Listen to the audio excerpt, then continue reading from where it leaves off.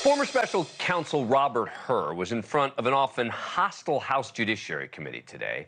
On the one hand, defending his decision not to charge President Biden for his handling of classified documents that ended up in his office and home, and on the other side, defending his decision to include damning details of President Biden's memory or lack thereof, otherwise known as a no-win. Look, you can disagree with aspects of what he put in his report, but he's not a hack, he's not a patsy.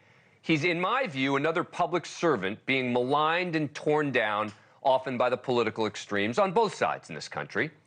Hur, who testified as a private citizen after resigning from the Justice Department yesterday, is a respected former U.S. attorney, a Republican who served during the Trump administration. And right before his testimony, we received the transcript of the hours-long interviews between Biden and the special counsel, which, yes, shows Biden fumbling dates, like saying, quote, if it was 2013, when did I stop being vice president? And in 2009, am I still vice president? Look, what's unclear is if he was just asking aloud or if he truly didn't remember, regardless. The left, including Congressman Adam Schiff, accusing Hur of taking unnecessary shots at President Biden's memory and age.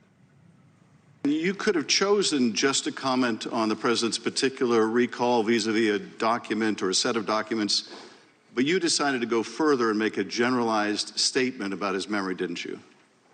Congressman, I could have written my report theoretically in a way that omitted references to the president's memory, but that would have been an incomplete and improper report, and that it did not reflect my analysis. You could have written your report with comments about his specific recollection as to documents or a set of documents, but you chose a general pejorative reference to the president. You understood when you made that decision, didn't you, Mr. Hur, that you would ignite a political firestorm with that language, didn't you?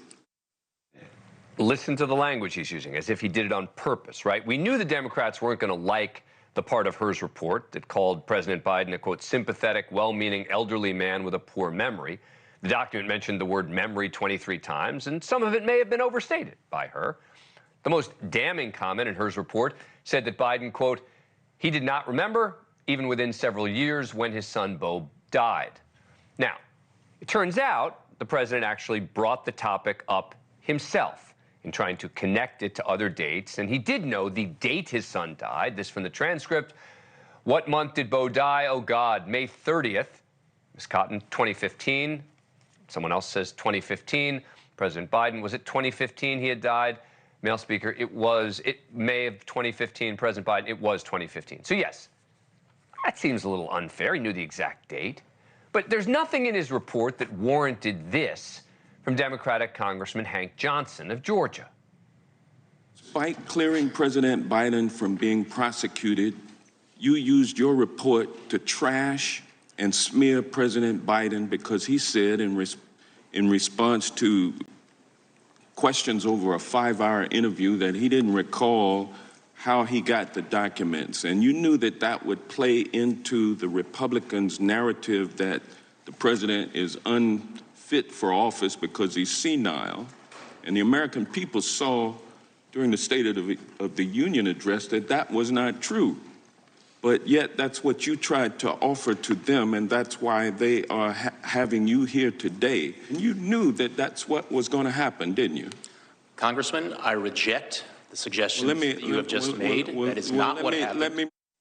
Come on, if he just wanted to help Republicans, he would have recommended charges. Look, I believe that sort of effort to tear her down is shameful. Can't it just be that he just did and said what he believed to be the truth? But then Hur got slammed by some on the right for this in his report, where he said, quote, several material distinctions between Mr. Trump's case and Mr. Biden's case are clear. Unlike the evidence against Mr. Biden, the allegations set forth in the indictment of Mr. Trump, if proven, would present serious aggravating facts, most notably after being given multiple chances to return classified documents and avoid prosecution, Mr. Trump allegedly did the opposite. Of course, that is an obvious distinction, and that's unacceptable to those who want a narrative. Republican Congressman Tom McClintock called out the so-called double standard. Well, Mr. Hur, here's the fine point of the matter. The foundation of our justice system is equal justice under law. That's what gives the law its respect and its legitimacy. And without it, the law is simply force, devoid of any moral authority. Justice is depicted as blindfolded for this very reason. It doesn't matter who comes before her. All are treated equally. You destroy this foundation, and the rule of law becomes a sick mockery. It becomes a weapon to wield against political rivals and a tool of despotism. And I am desperately afraid that this decision of the Department of Justice is now crossed a very bright line.